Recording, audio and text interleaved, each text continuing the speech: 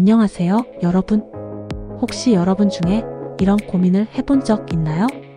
왜 나는 연애가 이렇게 어려울까? 남들은 다 자연스럽게 연애하는 것 같은데 나는 왜 안 될까? 혹은 이렇게까지 힘들면 연애는 포기하는 게 맞는 걸까? 오늘은 바로 이 주제에 대해 이야기해 보려고 해요. 먼저 연애가 어려운 이유부터 짚어볼까요? 사실 연애는 단순히 좋아하는 감정 하나로만 되는 게 아니에요. 여러 요소가 필요하죠. 첫째, 자기 자신을 아는 것이 중요합니다. 우리가 누군가를 만나기 전에 먼저 나 자신을 아는 것이 정말 중요해요. 자신을 깊이 이해하면 그에 맞는 선택을 하게 되는 거예요. 내가 원하는 게 무엇인지, 어떤 사람이 나와 잘 맞는지를 알아야 하죠. 나는 소통이 중요한 사람인데 상대는 침묵이 중요하다고 생각한다면 아예 맞지 않고 처음부터 삐걱거릴 거예요. 아무리 멋지고 예쁜 사람이라도 나와 맞지 않는다면 아무 소용없는 거 아닐까요? 그래서 내가 어떤 사람이고 나는 어떤 사람과 잘 맞을까를 먼저 생각해 보셔야 해요. 또 그것보다 더 중요한 건 과연 나는 상대방을 배려할 줄 아는 사람일까? 이걸 점검해 보셔야 해요. 난 상대를 편하게 해줄 만큼 마음의 그릇을 키웠을까? 이렇게 먼저 되돌아보셔야 해요. 혹시 난 상대를 위한 배려심 없이 무조건 사랑을 달라고만 하는 철부지가 아닐까? 또는 난 지난 트라우마에 갇혀 내 마음의 상처를 상대에게 치유해달라고 보채기만 하는 어린아이와 같은 마음을 갖고 있는 건 아닐까? 자기 자신을 먼저 이렇게 돌아보지 않고 상대방에게 초점이 쏠린 연애는 어려울 수밖에 없겠지요? 둘째, 보통 연애가 어려운 건 사람을 만날 기회가 부족해서 그래요. 바쁜 일상 속에서 새로운 사람을 만날 기회가 줄어드는 건 당연한 일이에요. 여러분, 오프라 윈프리가 이런 말을 했어요. 기회는 기다리는 것이 아니라 만들어가는 것이다. 연애도 마찬가지예요. 언젠가 좋은 사람이 나타나겠지라고 기다리기보다는 내가 먼저 새로운 환경에 뛰어드는 것이 필요해요. 취미 활동을 시작하거나 새로운 모임에 나가보는 것도 좋은 방법이 될 수 있어요. 굳이 연애를 위해서 모임에 간다기보다는 자기 개발을 하면서 나 자신을 멋지게 성장시킨다라고 생각하고 많은 사람과 어울리는 것이 중요해요. 당신이 멋지고 능력 있는 사람이 되면 당연히 좋은 사람과 소통할 기회는 늘어날 거예요. 그러다 마음이 맞으면 연애가 시작될 수도 있겠죠? 나를 먼저 가꾸고 발전시키는 게 가장 중요해요. 자기 개발을 위해서 끊임없이 도전하고 많은 사람을 만나보는 게 좋은 꿀팁이 되겠죠? 단 주의해야 할 것은 그 모임의 정체성이 중요해요. 의미가 있고 나에게 도움이 되는 모임에 나가세요. 그렇지 않다면 차라리 혼자 있는 게 더 나을 수 있으니까요. 아무 모임에 닥치는 대로 다 나가서 즐기는 건 추천하고 싶지 않아요. 아무런 득이 없고 영양가 없는 모임은 그냥 에너지만 소비할 뿐이니 자신에게 의미 있는 모임, 성장할 수 있는 모임에 나가서 자신을 좀 더 업그레이드 해보세요. 당신이 멋진 사람으로 계속 성장 중이라면 당신과 얘기하고 싶어 다가오는 사람은 분명 있을 거예요. 연애로 발전될 가능성이 있다면 더욱 좋겠죠? 만약 가능성이 없더라도 상관없죠.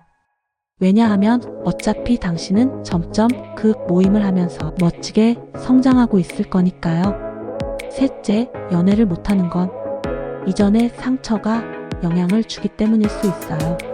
과거의 연애에서 받은 상처 때문에 새로운 사랑을 시작하기 어려운 분들도 많아요. 배우 김혜수 씨가 이런 말을 한 적이 있어요. 사랑은 두려운 감정이 아니라 나를 성장시키는 감정이다.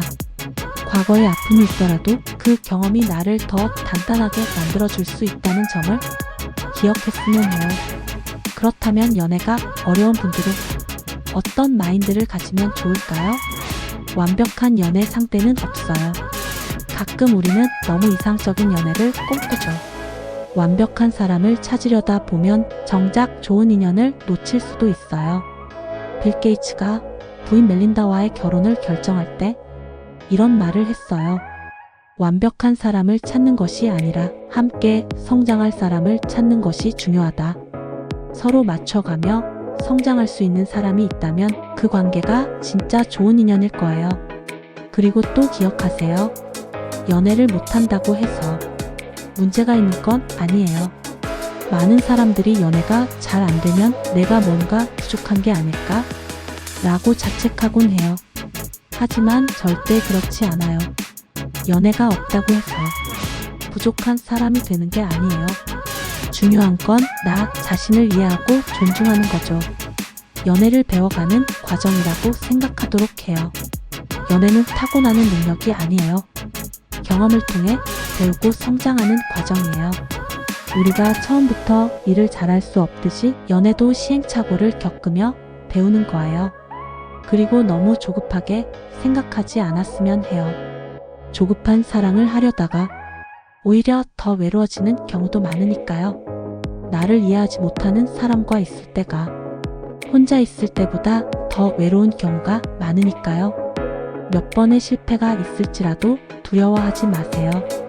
그 실패는 여러분을 더 단단하게 만들어 줄 거예요. 그렇다면 연애를 잘하기 위해서 어떻게 해야 할까요? 연애를 하려면 단순히 감정만 중요한 것이 아니라 몇 가지 기술이 필요해요.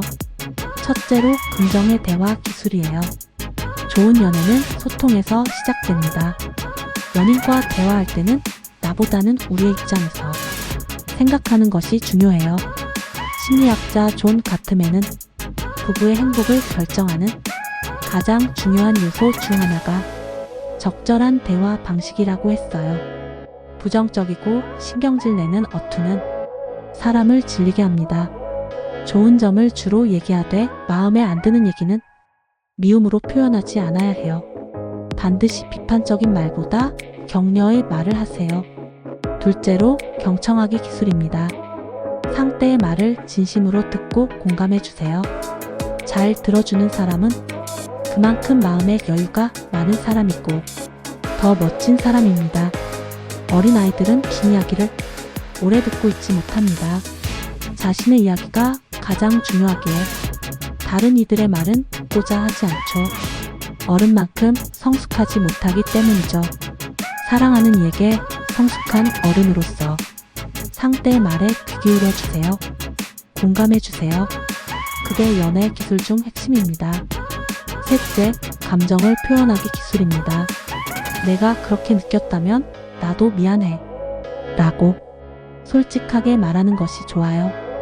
감정을 표현하지 않으면 상대가 내 마음을 알 수가 없어요.